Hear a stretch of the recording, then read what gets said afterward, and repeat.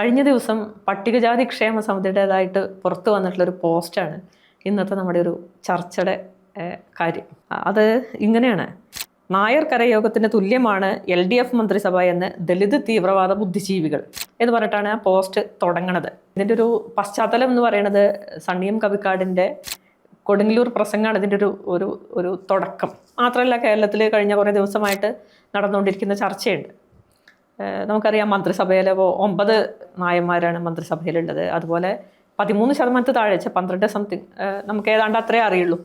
ആ ശതമാനം വരുന്ന ജനസംഖ്യ പ്രതിനിധീകരിച്ചുകൊണ്ട് കേരളത്തിൽ 22-23% നായന്മാരാണ് നമ്മുടെ നിയമസഭയിലുള്ളത്, അതുപോലെ മന്ത്രിസഭകളിലുള്ളത്. അപ്പോൾ അത്തരം ഒരു പശ്ചാത്തലത്തിൽ വലിയ തോതിൽ ഈ ചർച്ച നടന്നുകൊണ്ടിരിക്കുകയാണ്. ജാതി രാഷ്ട്രീയം വലിയ ചർച്ച നടന്നുകൊണ്ടിരിക്കുകയാണ്. പക്ഷേ അതിനെയൊക്കെ ആ സാഹചര്യത്തിലായിരുന്നു സണ്ണിമാഷയുടെ പ്രസംഗവും, കൊടുങ്ങല്ലൂർ പ്രസംഗവും. പക്ഷെ അതിനെ കൗണ്ടർ ചെയ്യാൻ വേണ്ടിയിട്ടാണ് ഈ CPM-ൻ്റെ കൂടെ, അല്ലെങ്കിൽ CPM-ൻ്റെ പോഷക സംഘടന എന്നുള്ള രീതിയിൽ പ്രവർത്തിച്ചുകൊണ്ടിരിക്കുന്ന PKS പട്ടികജാതി ക്ഷേമ സമിതിയുടെ ഈ പോസ്റ്റ് പുറത്തു വന്നിട്ടുള്ളത്. അത് വളരെ രസകരമായിട്ടൊരു പോസ്റ്റാണ്. അതിൽ പറയണ ഒരു കാര്യം ഞാൻ നേരത്തെ പറഞ്ഞല്ലോ, ദളിത് ബുദ്ധിജീവി തീവ്രവാദികളുടെ തീവ്രവാദികൾ കേരളത്തിൽ ഉദയം ചെയ്തു എന്നുള്ളതാണ് അതിൻ്റെ ഏറ്റവും പ്രധാനം. മറ്റൊന്ന് പറഞ്ഞുകൊണ്ടിരിക്കുന്നത്, നായർ എന്ന് കേട്ടാൽ ദളിത് തീവ്രവാദികൾ ഇത്ര വെകിളി പിടിക്കുന്നത് എന്തിനാണ് എന്ന് പറഞ്ഞുകൊണ്ടാണ് പോസ്റ്റ് തുടങ്ങണത്. മഹാത്മാ അയ്യങ്കാളി വെങ്ങാനൂരിൽ സ്ഥാപിച്ച സ്കൂളിലെ അധ്യാപകൻ നായരായിരുന്നു. അത് പരമേശ്വരൻ പിള്ളയായിരുന്നു. അങ്ങനെ ഒന്നാമത്.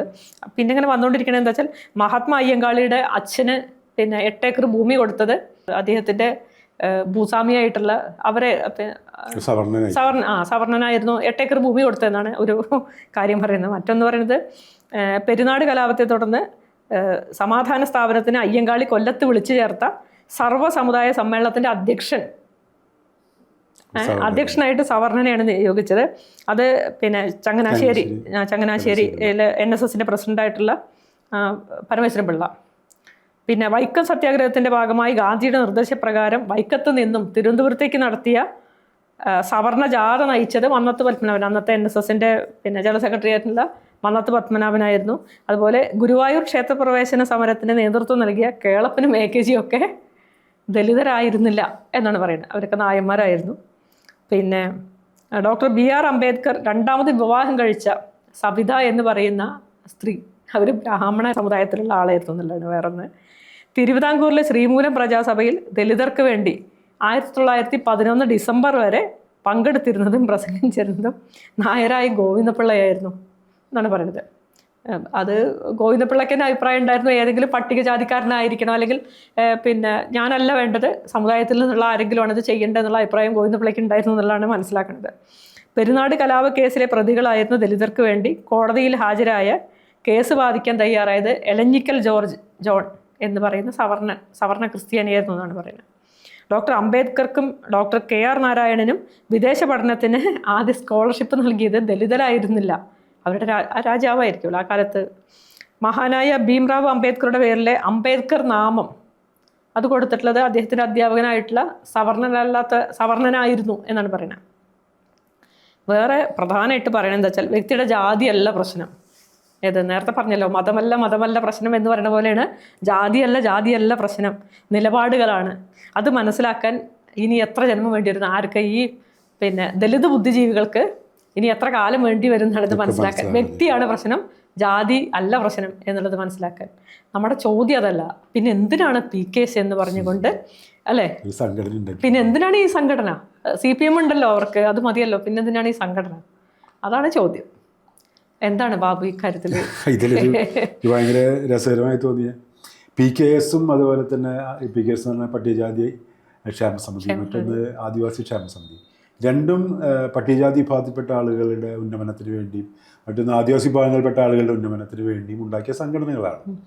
ഈ 2 സംഘടനകൾ ഉണ്ടാക്കുന്നത് കീഴാള വിഭാഗത്തിൽ നിന്നുള്ള ആളുകൾ പൊതു പാർട്ടികളിലും പൊതു സംഘടനകളിൽ നിന്നുകൊണ്ട് തങ്ങളുടെ ആവശ്യങ്ങൾ നിവർത്തിക്കാൻ കഴിയുകയില്ല എന്ന് ബോധ്യപ്പെട്ടതിൻ്റെ അടിസ്ഥാനത്തിൽ വിവിധ സമുദായങ്ങളിൽപ്പെട്ട ആളുകൾ സമുദായങ്ങളിൽപ്പെട്ട ആളുകൾ ഇങ്ങനത്തെ സംഘടനകൾ ഉണ്ടാക്കി തുടങ്ങിയപ്പോഴാണ്, അതിന് കൗണ്ടർ ചെയ്യാൻ വേണ്ടിയിട്ടാണ് PKS-ഉം അതുപോലെ തന്നെ ആദിവാസി ക്ഷേമ സമിതിയൊക്കെ CPM രൂപം കൊടുക്കുന്നത്.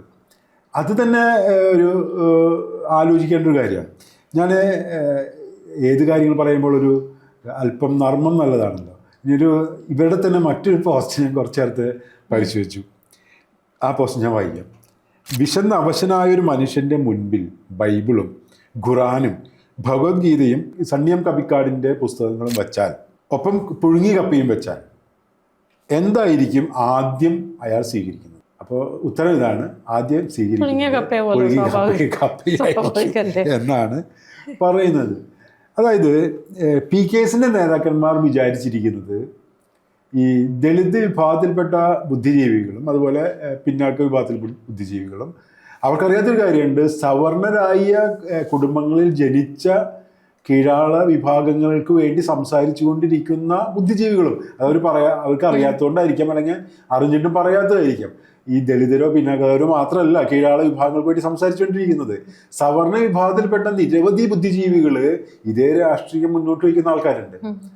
അപ്പോൾ ഇവരൊക്കെ സംസാരിക്കുന്നത് നായന്മാരിലുള്ള ചില ആളുകൾക്കെതിരെയോ അല്ലെങ്കിൽ ബ്രാഹ്മണരായ ആളുകൾക്കെതിരെയോ അല്ലെങ്കിൽ വാര്യന്മാരായ ആളുകൾക്കെതിരെയോ ആണെന്നാണ് PKSന്റെ നേതാക്കന്മാർ വിചാരിച്ചു വെച്ചിട്ടുള്ളത്. ഇവരുടെ മുന്നിൽ ജാതി വ്യവസ്ഥ എന്ന് പറയുന്നൊരു കാര്യമില്ല. ഈ പറയുന്ന പല കാര്യങ്ങളും ശരിയാണ്. അതായത് പല ആളുകളും സവർണരായിട്ടുള്ള ആളുകൾ പല തരത്തിൽ അവർണരായ ആളുകളെ സഹായിച്ചിട്ടുണ്ട്. അത് ചില കാര്യങ്ങളൊക്കെ തെറ്റുമാണ്, പറഞ്ഞതിന് പല തെറ്റുകളിലുണ്ട്. അതൊക്കെ മാറ്റി വെച്ചാൽ അതൊക്കെ സംഭവിച്ചിട്ടുണ്ട്, അത് സത്യമാണ്. പക്ഷെ അതുകൊണ്ട് ജാതി വ്യവസ്ഥയ്ക്കെതിരെയുള്ള പോരാട്ടം അസ്ഥാനത്താണെന്ന് പറയാൻ കഴിയും. ജാതി വ്യവസ്ഥ എന്ന് പറയുന്നത് സവർണ വിഭാഗത്തിൽപ്പെട്ട ഒരാൾ മറ്റൊരു വിഭാഗത്തിലെ കീഴാള വിഭാഗത്തിലെ ഒരാളെ സഹായിച്ചു എന്നതുകൊണ്ട് ജാതി വ്യവസ്ഥയ്ക്കുള്ള പോരാട്ടം ഇനി നടത്തേണ്ടതില്ലെന്ന് തീരുമാനിക്കുമോ? അങ്ങനെയാണെങ്കിൽ ഇതേ ലോജിക്ക് വെച്ചാൽ എന്തിനാണ് ഒരു മുതലാളിത്ത വിരുദ്ധ സമരം നടത്തുന്നത്? മാർക്സിന് വേണ്ടി ഏറ്റവും കൂടുതൽ പണം ചെലവഴിച്ചതും പുസ്തകം എഴുതാനായിട്ടുള്ള പണം നൽകിയതും ജീവിക്കാൻ ആവശ്യമായി പണം നൽകിയത് എംഗൽസാണ്. എംഗൽസ് ആരായിരുന്നു? എംഗൽസ് നല്ല മുതലാളിയായിരുന്നു. അപ്പം എംഗൽസിനെ പോലൊരു മുതലാളി പൈസ കൊടുത്തിട്ട് മാർക്സിന് പുസ്തകം എഴുതാൻ സഹായിച്ചിട്ടുണ്ടെങ്കിൽ പിന്നെ മുതലാളി വർഗത്തിനെതിരെ പോരാടേണ്ട വല്ല കാര്യമുണ്ടോ? എന്തോരം മുതലാളിമാർ കീഴാളരായിട്ടുള്ള ആളുകൾക്ക് അനുകൂലിച്ചവരുണ്ട്. ഇവരുടെ തന്നെ പ്രധാനപ്പെട്ട നേതാവായിട്ടുള്ള എംഗൽസ് അങ്ങനെ ചെയ്തിട്ടുണ്ട്. ഫാക്ടറി മുതലാളിയാണ്. ആ ഫാക്ടറി മുതലാളി സഹായിച്ച ഒരു സാഹചര്യത്തിൽ പിന്നെ മാർക്സ് ചെയ്യാൻ പാടുണ്ടോ? അപ്പോൾ മാർക്സ്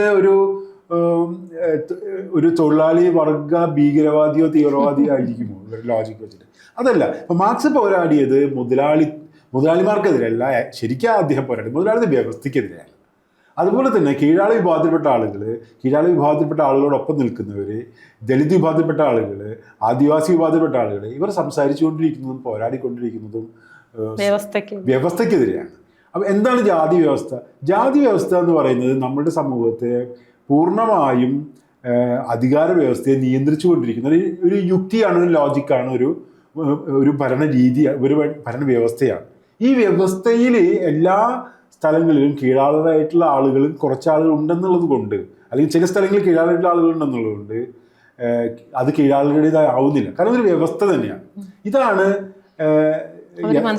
മനസ്സിലാക്കാത്ത കാര്യം. പകരം അവരെന്താ വെച്ചാൽ ചില പ്രദേശങ്ങളിൽ സവർണരായിട്ടുള്ള ആളുകളുടെ പിന്തുണ ഉണ്ടായി എന്നുള്ളത് കൊണ്ട് ബാക്കിയൊന്നും ശരിയാവുന്നില്ല. അതല്ല, അവര് റെപ്രസെന്റ് ചെയ്യണതേ. മറ്റൊന്ന് ഇവർ മനസ്സിലാക്കാത്ത ഒരു കാര്യം, എന്താണ് കീഴാളായിട്ടുള്ള ആളുകൾ സംസാരിച്ചുകൊണ്ടിരിക്കുന്നത്, അല്ല കീഴാള ബുദ്ധിജീവികൾ എന്താണ് സംസാരിച്ചുകൊണ്ടിരിക്കുന്നത്? അവർ സംസാരിച്ചുകൊണ്ടിരിക്കുന്നത് പ്രാതിനിധ്യത്തെക്കുറിച്ചാണ്. എന്താ പ്രാതിനിധ്യം എന്ന് പറയുന്നത്? പ്രാതിനിധ്യം എന്ന് പറയുന്നത് അധികാരത്തിൻ്റെ വ്യവസ്ഥയ്ക്കുള്ളിലുള്ള പ്രാതിനിധ്യമാണ്.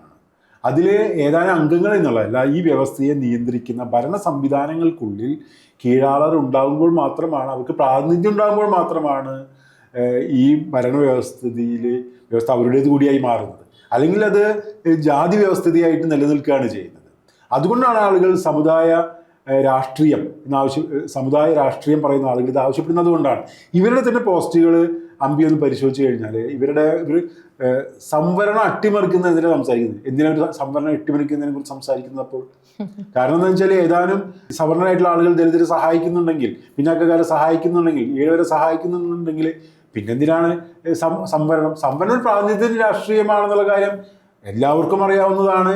ഒരുപക്ഷെ ഇവരും അംഗീകരിക്കുന്നതാണ്. ഇവരൊരു പോസ്റ്റ് ഞാൻ നേരത്തെ നോക്കിയപ്പോൾ കണ്ടതെന്ന് വെച്ചാൽ സമുദായ സെൻസസിനെ കുറിച്ചുള്ള ആശയക്കുഴപ്പം മാറ്റണം. എന്താണെന്ന് എനിക്ക് മനസ്സിലായില്ലേ? സമുദായ സെൻസസിനെ കുറിച്ചുള്ള ആശയക്കുഴപ്പം എന്താണെന്ന് എനിക്ക് മനസ്സിലാവുന്നില്ല.